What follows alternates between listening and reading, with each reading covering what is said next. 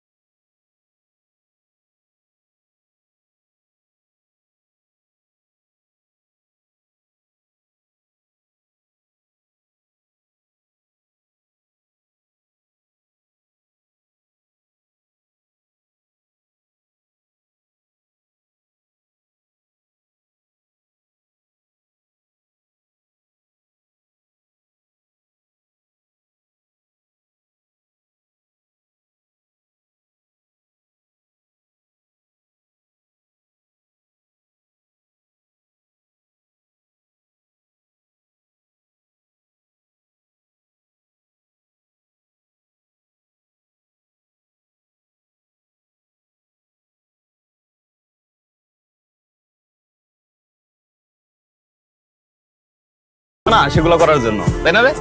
আর শোন, তুই সারাদিন এত বুদবুদ করিস কেন? দিনেও বুদবুদ করিস, রাতেও বুদবুদ করিস। তোর ভূতের একটা রোগে পায়ে বসছে। তুই এক কাজ কর, যাই ভালো একটা ডাক্তার দেখা, নাহলে কবিরাজ দেখা। দেখ, চিনতে পারছিস? দেখছো আমি বাইরে চিনিই নেই। ভূত থেকে মানুষ হয়ে গেছে।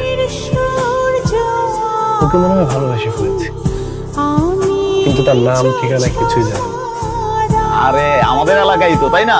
নাম ঠিকানা এত কিছু লাগবে না, কোনো সমস্যা নাই। তুই শুধু মন থেকে ফিল কর আর মন থেকে যা, দেখবি সবকিছু ওকে, তাই না রে তাহলে? মন থেকে চাই না মানে?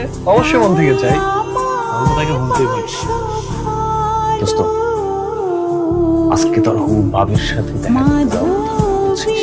মানে হ্যাঁ, 2 দিন পর তোর বিয়ে আর আজকে দেখা করবি, উল্টা পাল্টা উদ্দেশ্য? আরে না, কিসের উল্টা পাল্টা? তোর হবু ভাবি কি যেন বলবে, মানে একটু বোঝাপড়ার বিষয় আছে না। আগে তো কখনো প্রেম টেম ছিল না, আর জানিসই তো আমি কোনো প্রেম টেম করিনি। সেক্ষেত্রে দেখি কি বলে। ঠিক আছে, যেতে পারি, কিন্তু একটা শর্ত। বল কি শর্ত? তোর কোনো সুন্দরী শালি টালি আছে নাকি? আরে বলিস না, তোর বিয়ানের কোনো অভাবই নাই। কালেকশন কালেকশন, আরে মাখন অনেকগুলো আছে, অনেকগুলো। বলছিলাম কি, আমাদের তো 2 দিন পরেই বিয়ে। এই মুহূর্তে আবার আপনি আমাকে ডাকলেন, তাও আবার রাত্রিবেলা।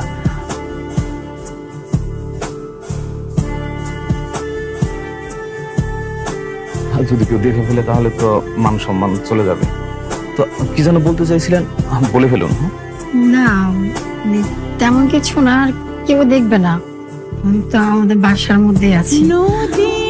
আচ্ছা, আমার একটা শর্ত আছে। আচ্ছা বলুন। বিয়ের পরে আমাকে কিন্তু প্রতি সপ্তাহে সপ্তাহে আমাদের বাড়িতে আসতে দিতে হবে। বাড়ি ছাড়া কিন্তু বেশি দিন কোথাও থাকতে পারবো না। আচ্ছা, প্রত্যেক সপ্তাহে কেন? আপনি সপ্তাহে 1বার 2বার 3বার আপনার যতবার ইচ্ছা আসতে পারেন। এই গ্রাম আর সেই গ্রামই তো। আর শুধুমাত্র আমার সময়টুকু আমাকে দিলেই হবে। আচ্ছা।